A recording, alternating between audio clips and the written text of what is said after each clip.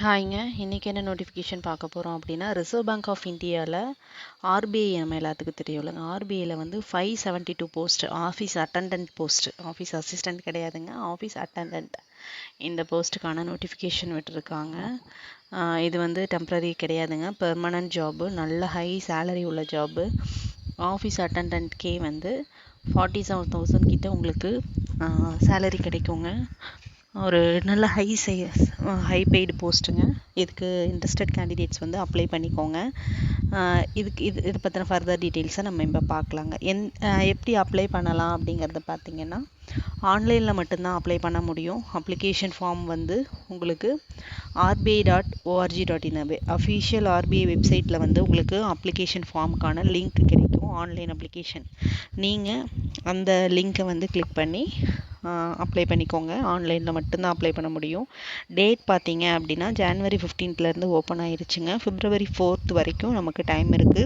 அதுக்குள்ளே அப்ளை பண்ணிக்கோங்க. Fees payment பண்ணுறதும் அந்த டேட்குள்ளே நீங்கள் பண்ணிடணும். இதுக்கு வந்து ஆன்லைன் எக்ஸாம் இருக்குங்க. ஒரு சிங்கிள் எக்ஸாம் இருக்கும்.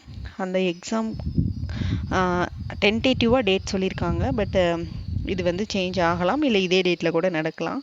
பிப்ரவரி 28, மார்ச் 1 2 நாள் வந்து ஆன்லைன் எக்ஸாம் வந்து நடக்க போகுதுங்க. இதை பற்றின ஃபர்தர் டீட்டெயில்ஸை நம்ம பார்க்கலாங்க.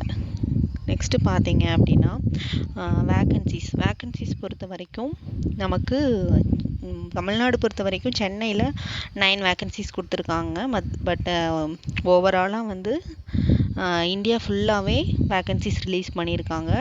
இதில் மெயினாக என்ன கேட்குறாங்க அப்படின்னா, நீங்கள் எந்த ஸ்டேட்டுக்கு வேணாலும் அந்த ஆஃபீஸ் சென்டருக்கு வேணாலும் நீங்கள் அப்ளை பண்ணிக்கலாம்.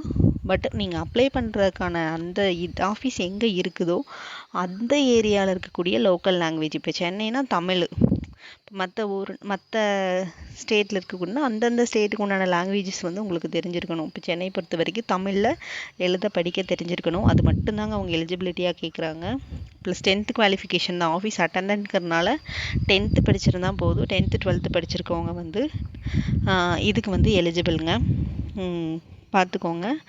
அதே மாதிரி இவங்க அடுத்து இதை பற்றி என்னென்னலாம் கொடுத்துருக்காங்கன்னு பார்க்கலாங்க.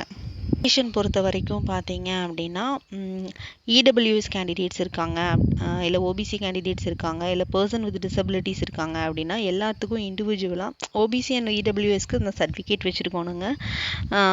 அதுக்கப்புறம் பிஎஸ்டபிள்யூ கேண்டிடேட்ஸாக இருந்தாங்க, பர்சன் வித் டிசபிலிட்டி கேண்டிடேட்டாக இருந்தாங்கன்னா அவங்களுக்கு என்னென்ன அவங்க க்ரைட்டீரியாவில் என்னென்னலாம் இருக்கணும், என்ன மாதிரி சர்டிஃபிகேட்ஸ் இருக்கணும் அப்படிங்கிறத வந்து நோட்டிஃபிகேஷனில் மென்ஷன் பண்ணியிருக்காங்க. ப்ளீஸ் செக் பண்ணிக்கோங்க. செக் பண்ணி அந்த சர்டிஃபிகேட்டை ரெடியாக வச்சுக்கோங்க.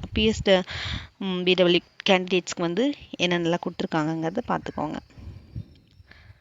கைஸ் இருக்கும் இல்லைங்க, எல்லாத்துக்குமே தனித்தனியாக கைட்லைன்ஸ் கொடுத்துருக்காங்க, நீங்கள் பார்த்துக்கோங்க. எக்ஸ் சர்வீஸ் மேனுக்கும் உங்களுக்கான சர்டிஃபிகேட்ஸை வந்து நீங்கள் வச்சுருக்கணும், அதையும் நீங்கள் பார்த்துக்கோங்க. நெக்ஸ்ட்டு பார்த்தீங்க அப்படின்னா எலிஜிபிலிட்டி வந்து நேஷ்னாலிட்டி என்ன, சிட்டிசன் ஆஃப் இந்தியா இருக்கணும், அதை நீங்கள் மைண்டில் வச்சுக்கோங்க. ஏஜ் பொறுத்த வரைக்கும் பார்த்தீங்க அப்படின்னா 18 to 25 இயர்ஸ்க்குள்ளே தான் இருக்கணும். ப்ளஸ் இந்த ரிலாக்ஸேஷன் ஏஜ் கொடுத்துருக்காங்க இல்லைங்க, அந்த ஏஜ் அதுக்குள்ளே வர்றவங்களும் வந்து இருந்தீங்கன்னா இதை யூஸ் பண்ணிக்கோங்க. இதில் வந்து 10th 12th கேட்டகரி மட்டும்தான் கேட்குறாங்க, வேறு எதுவுமே கேட்கலங்க. நீங்கள் என்ன ஸ்டேட்டுக்கு அப்ளை பண்ணுறீங்களோ அந்த ஸ்டேட்டோட அஃபிஷியல் லாங்குவேஜ் வந்து உங்களுக்கு தெரிஞ்சிருக்கணும். மற்றபடி இவங்க வேறு எதுவுமே கேட்கலைங்க. ஒரே ஒரு ஆன்லைன் டெஸ்ட் நடக்கும். அந்த ஆன்லைன் டெஸ்ட்டுக்கான ஸ்பிளிட்டப்பும் கொடுத்துருக்காங்க. Reasoning, English, general awareness, numerical எபிலிட்டிங்கிறது குவான்டிடேட்டிவ் ஆப்டிடியூட். எல்லாத்துலேயுமே 30 மார்க்குங்க. டோட்டலாக 120 மார்க்கு, 120 கொஸ்டின், 120 மார்க்கு, 90 minutes. அதை நீங்கள் மைண்டில் வச்சுக்கோங்க. லாங்குவேஜ் ப்ரொஃபிஷியன்சி டெஸ்ட் வந்து குவாலிஃபிகேஷன் பர்பஸ்க்காக நீங்கள் இந்த ஸ்டேட்லேயே, இப்போ தமிழ்நாடுன்னு எடுத்துக்கிட்டிங்கன்னா இங்கேயே படித்து வளர்ந்துருக்கீங்க அப்படின்னா உங்களுக்கு அந்த டெஸ்ட் இருக்கிறதுக்கு சான்ஸ் இல்லை. ஏன்னா நீங்கள் 10th 12thலேயே தமிழ் வந்து படிச்சிருப்பீங்க. இன்கேஸ் நீங்கள் வேறு ஸ்டேட்டுக்கு போய் எழுதுறீங்க, தமிழ்நாடு தான் நீங்கள் ஆனால் வேறு ஸ்டேட்டுக்கு போய் எழுதுறீங்க அப்படின்னா அப்போ உங்களுக்கு லாங்குவேஜ் ப்ரொஃபிஷியன்சி டெஸ்ட் இருக்கும். நீங்கள் எந்த ஸ்டேட்டுக்கு அப்ளை பண்ணியிருக்கீங்களோ அதனுடைய லாங்குவேஜ்க்கு ப்ரொஃபிஷியன்சி டெஸ்ட் இருக்கும். அதை மட்டும் மைண்டில் வச்சுக்கோங்க. மற்றபடி பார்த்தீங்கன்னா பயோமெட்ரிக் வெரிஃபிகேஷன்லாம் இருக்குங்க.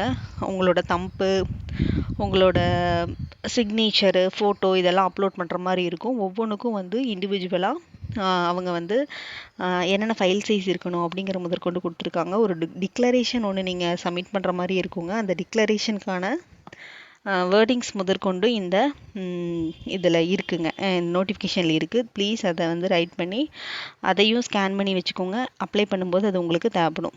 எக்ஸாமினேஷன் சென்டர் வந்து அந்தந்த ஸ்டேட்டை பொறுத்த வரைக்கும் கொடுத்துருக்காங்கங்க. அதை செக் பண்ணி பார்த்துக்கோங்க. நீங்கள் அப்ளை பண்ணும்போதுமே உங்களுக்கு லிஸ்ட் ஆகும் என்னென்ன எக்ஸாமினேஷன் சென்டர் இருக்குது உங்கள் ஸ்டேட்டுக்கு அப்படின்னு சொல்லிட்டு லிஸ்ட் ஆகும். அதில் கரெக்டாக சூஸ் பண்ணிக்கோங்க.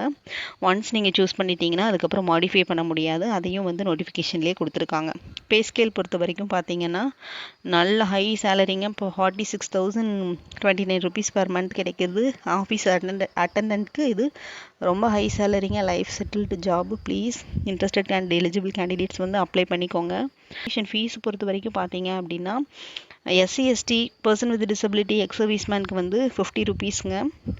மற்ற ஜென்ரல் அண்ட் ஓபிசி இடபிள்யூஎஸ் கேண்டிடேட்க்கு 450 rupees. இன்கேஸ் நீங்கள் ஆர்பி ஸ்டாஃப் ஆல்ரெடி ஆர்பியில் ஸ்டாஃபாக இருக்கீங்க, நீங்கள் இந்த எக்ஸாமுக்கு எழுதணும் அப்படின்னா அவங்களுக்கு வந்து எக்ஸாம் ஃபீஸ் இல்லைங்க. இதை வந்து மைண்டில் வச்சுக்கோங்க. அப்ளை பண்ணும்போது இந்த ஃபோட்டோகிராஃப்கோட அதனுடைய கைட்லைன்ஸ் பார்த்துக்கோங்க. ஃபோட்டோகிராஃப் என்ன இமேஜில் இருக்கணும் அப்படிங்கிறது, டைமென்ஷன் என்னவாக இருக்கணும் அப்படிங்கிறத பார்த்துக்கோங்க. அதே மாதிரி சிக்னேச்சருக்கும் left signature plus left thumb impression, handwritten declaration எல்லாத்துக்குமே தனித்தனியாக அவங்க கொடுத்துருக்கிற சைஸில் நீங்கள் ஃபைல் ரெடியாக வச்சுக்கிட்டிங்கன்னா தான் அப்லோட் ஆகும். அது நீங்கள் மைண்டில் வச்சுக்கோங்க. ஹேண்ட் ரிட்டன் டிக்ளரேஷன் ஆல்ரெடி முன்னாடியே சொன்னேன் இல்லைங்க, அது டிக்ளரேஷன் இது தாங்க. இந்த text for the handwritten declaration கொடுத்துருக்காங்கல்லங்க, இதை வந்து நீங்கள் எழுதி அதையும் நீங்கள் ஸ்கேன் பண்ணி வச்சுக்கணும். அதை நீங்கள் அப்லோட் பண்ணுற மாதிரி இருக்கும் ஆன்லைன் அப்ளிகேஷன் அப்போ. அவ்வளோதான் ஃப்ரெண்ட்ஸ். இந்த எக்ஸாமுக்கு இன்ட்ரெஸ்டட் அண்ட் எலிஜிபிள் கேண்டிடேட்ஸ் வந்து நீங்கள் அப்ளை பாருங்கள்.